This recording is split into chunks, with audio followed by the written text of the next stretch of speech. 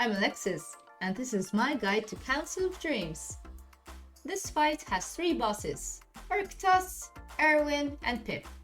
Arctos is the only tankable boss, the others just move around and do their own thing. It's important that all bosses are killed within 10 seconds of each other, or the perished boss will res and restore 50% of their health. Now let's go through the mechanics. Barreling charge. This is the tank mechanic where Arctos will charge in the direction he's facing. The damage from the charge is reduced depending on the number of people that soak. This charge becomes useful later in the fight. On Heroic, soaking the frontal will increase the damage taken from barreling charge by 500% for 1 minute, so you can't soak twice in a row. Agonizing Claws. This is another tank mechanic where Arctos does damage to the tank, swap after each one and avoid standing in front of the boss.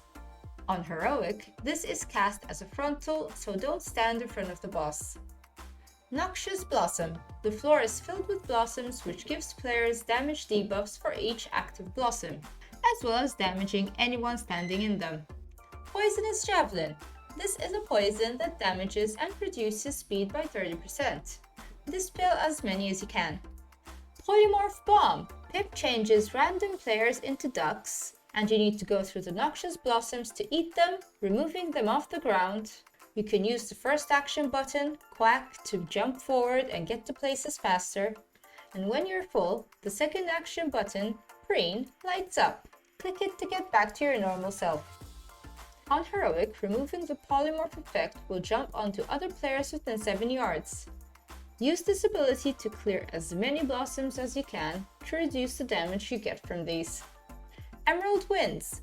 Pip channels a gust of wind, pushing players back and doing grade-wide damage for a short time. Just heal through. Now, each boss has a special ability when reaching 100 energy that needs to be interrupted. Arctos casts Blind Rage and starts slamming the ground and causing grade-wide damage, with each slam increasing the damage done by 7%. However, a polymorphed player can go up to Arctos and click the Preen action button to remove the polymorph form and transfer it to Arctos, temporarily changing him into a duck. If Blind Rage isn't interrupted, Arctos gains 500% increased damage for the rest of the fight, which nobody really wants.